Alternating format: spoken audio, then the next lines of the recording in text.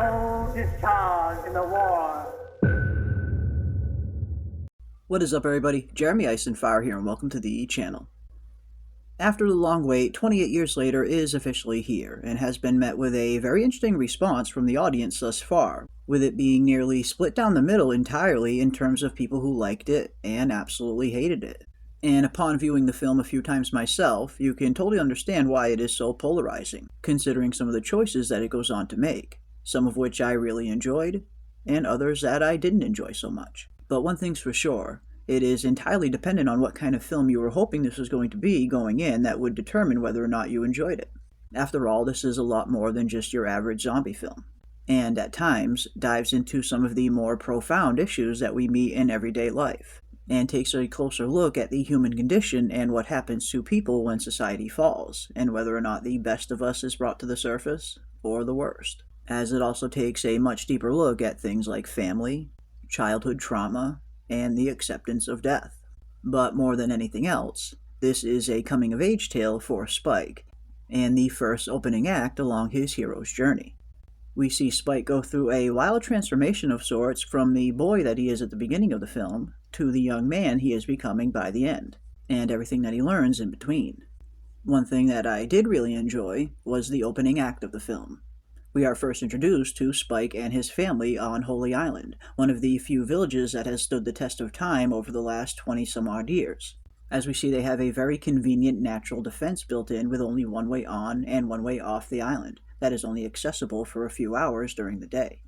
And one thing we learn early on is that Spike's family is very much broken and going through a very tough time. As we see, Isla, Spike's mother, is sick at the beginning of the film and bedridden, and appears to only be getting worse. And with there being no doctors or modern medicine on the island, their options are very limited as to how they can treat her. And one thing I really enjoyed right off the bat is establishing the deep bond that Spike has with his mom, and how protective he is of her, which goes on to explain some of his main motivations throughout the film. But first, we see the beginning of Spike's coming-of-age tale, as his father Jamie is preparing to take him on his very first hunt into the heart of the mainland. A trip that is meant to be a rite of passage of sorts for Spike, to not only get his very first kill, but to experience what life is like outside of these walls. And I really enjoyed the score at the beginning of the film as well, and the brilliant use of Rudyard Kipling's Boots poem as Spike and Jamie are departing for the mainland, and the beautiful use of the heavy bass that is mixed into the soundtrack. But one thing I didn't really enjoy about the film were how some of the action sequences were shot. A technique that Danny Boyle refers to as the poor man's bullet time, and the usage of their quick 180-degree panning motions that we see upon impact. A technique that, when done right, works incredibly well, or can be incredibly jarring when done wrong, as we see here in 28 years later. We get to the point in the film at the end of the first act where Spike is finally getting ready to have his first kill, as him and his father Jamie come upon a whole family of slow-low infected. And while Spike's initial first shot was filmed decently enough, the two subsequent shots fired by Jamie afterwards were incredibly jarring, and even took me out of the film for a minute. Upon impact of Jamie's arrows hitting their targets, we see a quick panning motion of the camera rotating around 180 degrees, which could have been done much better in my opinion. And I think the biggest problem here was not only the speed of the rotation, but the angle of the shot as well. When employing this kind of panning technique, you want it to come off more fluid, so it feels natural, as opposed to the violent whiplash feeling we get here. And I think they could have achieved a much more fluid movement if they would have done a few things differently. The first of which, starting the panning motion before the arrow hits its target, not during. And then when it comes to the actual panning motion, you want it to come across a little bit slower, so the audience can follow it with their eyes. And last but certainly not least, you need a proper angle in which this shot actually looks dynamic, as opposed to the straight-on shot that they used here in this scene. In my experience, this technique is used the best when you are using a upward angle, starting towards the floor and slowly panning upward.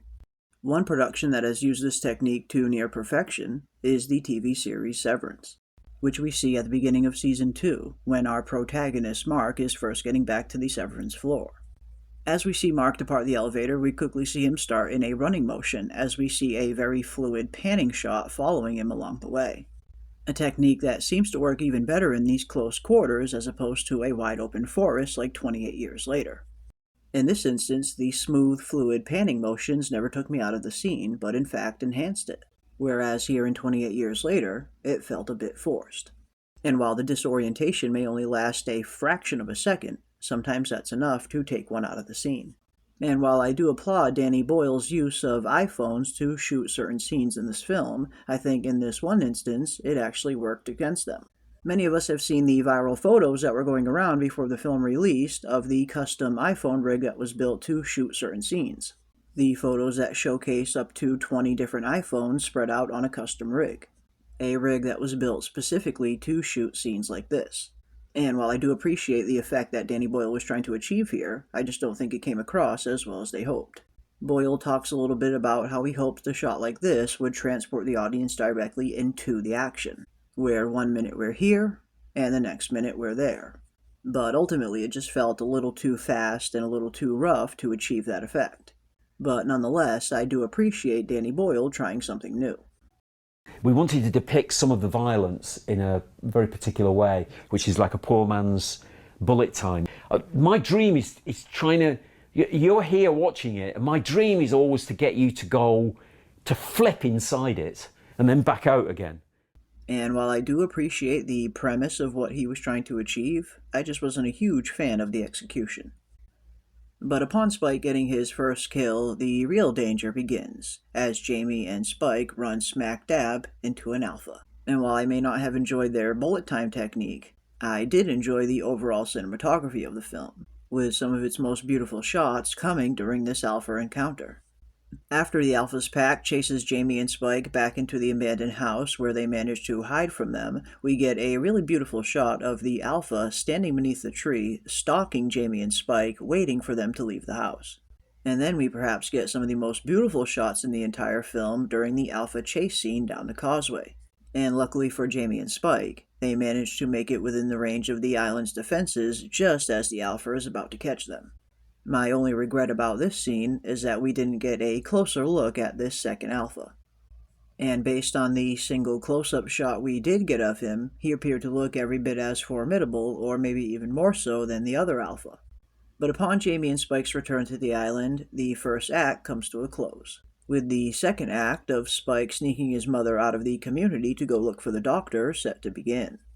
And this is truly the beginning of Spike turning into a young man, as his trip to go find Dr. Kelson really forces him to grow up very fast. And just as Spike and Isla are heading into the mainland, we see that the NATO soldiers are also crashing on the island, as they have their own encounter with the Alpha, played by Chai Lewis Perry, an encounter that leaves only one of the soldiers left alive, a soldier that later goes on to save Spike and his mother from a group of infected. And I really did enjoy some of the scenes between the NATO soldier Eric and Spike, as we get a full-on clash of culture happening between these two characters. On one hand, you have the NATO soldier trying to explain things like delivery services and the internet and smartphones to Spike, who of course has no reference for any of those things, seeing as he has lived his entire life inside the quarantine zone. And on the other hand, you have the NATO soldier beginning to freak out, not knowing how he's going to survive now that he himself is also stuck inside the quarantine. You truly get a sense of just how different their worlds really are. And another thing I did see many fans pointing out were some of the issues that they had with some of the soundtracks in the film, which I do totally understand, as some of them are a little bit unconventional. After all, most films use a score that caters to the audience and adds to the intensity of the scenes, but here in 28 years later, it seems they took a different approach, where their scores seem to be reflecting the character's internal monologue given the scene that they were in at the time. And while I did thought it worked in some instances, in others, it just felt a little out of place. Many have pointed out the score during the Alpha chase scene down the causeway in particular as one they weren't a big fan of. And I must admit, upon watching the film for a second and a third time, I do kind of agree. But next, the climactic second act comes to a close, as we see Spike and his mother board a train that changes everything. As Isla boards this train, she quickly comes across a female infected that is giving birth. And as Isla recognizes that the female infected is in a great deal of pain, she attempts to help her through her labor, which she successfully does. And this was an interesting scene to say the least. Not only does it showcase how much the infected have evolved over the 28 years, to the point where they are now breeding amongst themselves, but it also showcases the strong bond that mothers have with their children, a bond that is strong enough to even override the rage virus in this scene. But unfortunately, things are about to go from bad to incredibly foobarred, as not only does the NATO soldier Eric kill the infected mother, but also goes on to threaten to kill the baby as well, a baby that just so happens to belong to the Alpha. Just as Eric is threatening the child, the Alpha shows up and rips him directly out of the train, pulling off his head with his signature Mortal Kombat fatality move, before the Alpha himself descends into the train looking for his child.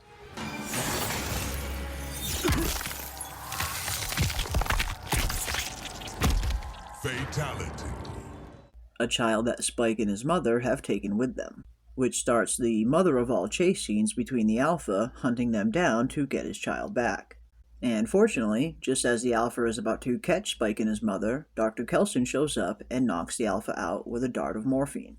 A scene that many fans have scrutinized, considering Dr. Kelson has been living in the wild on his own for the last 28 years and just so happens to have morphine and xylazine on him, two drugs that are not easy to come by. But we do also get a great introduction to Dr. Kelson in this scene as well. And in my opinion, Dr. Kelson was one of the more fascinating characters in the entire film, with him filling the mentor role within Spike's hero's journey. When taking a look at the overall story structure of the hero's journey, the mentor usually fills a vital role within the hero's development, as they usually go on to provide our main protagonists with the tools and wisdom that they need to fulfill their objective, which in this case is Dr. Kelson helping Spike come to terms with his mother's death. One thing Spike has been motivated for from the beginning of the film was finally reaching this doctor in hopes that he would be able to save his mother, but unfortunately she is beyond saving, leading Dr. Kelson to teach Spike a little bit about death and the acceptance of it. Dr. Kelson himself is a humanist and has a deep reverence and appreciation for death, as it's revealed that he has spent the last 13 years building a monument to death, the Bone Temple itself.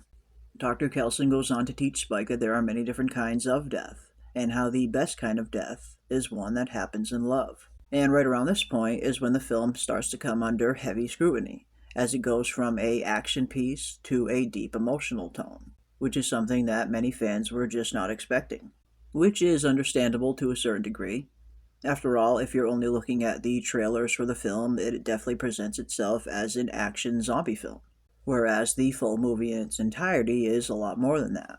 I, for one, wasn't too surprised, as I did hear Danny Boyle state multiple times that Spike was going to be the main protagonist of the entire trilogy, and how this was his story, not Jamie's and not Jim's. So I did half expect a tonal shift to take place somewhere around the third act, but I also totally understand that this is not what some fans were hoping for.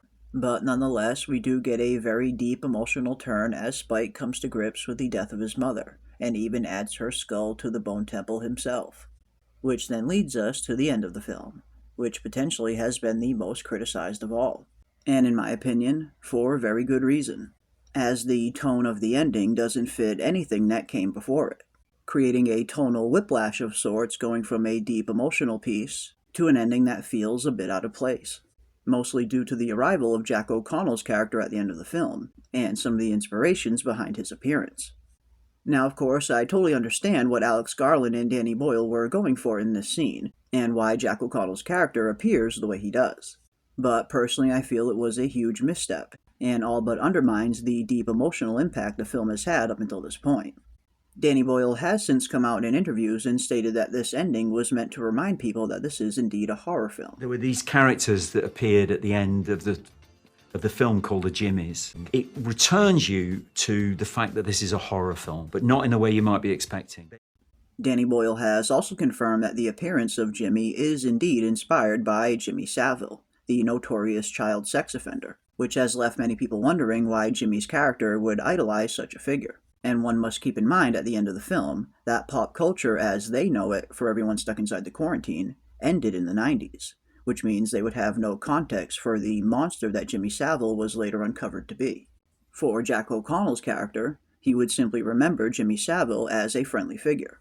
But overall, I feel this was a horrible way to end a deeply emotional film, And while I usually applaud Danny Boyle's innovation, I feel like he completely missed the mark here, and didn't realize that this ending was going to completely overshadow everything that came before it, which it seems to have done.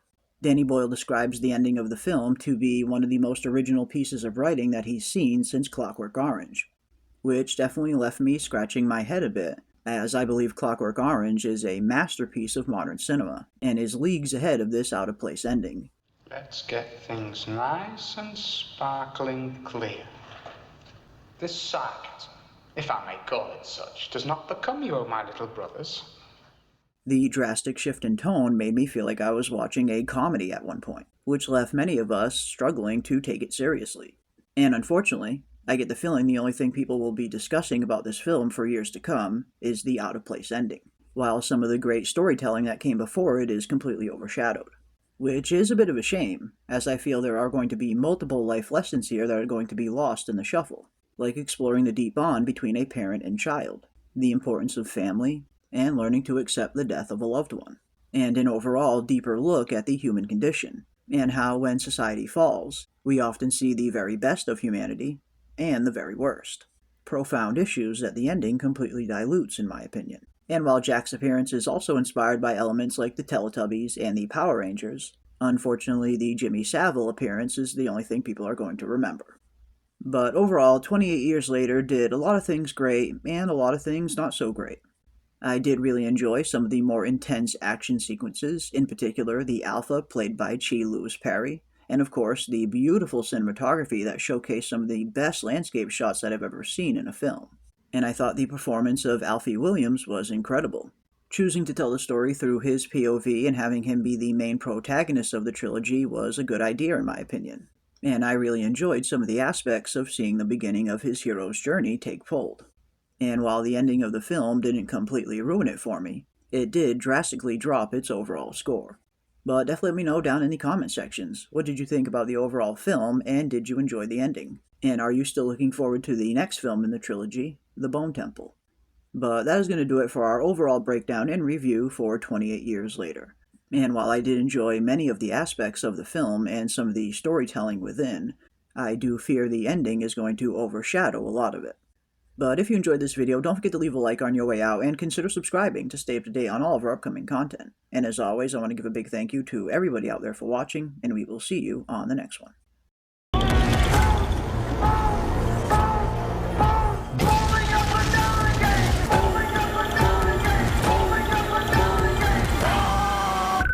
There's no discharge in the war.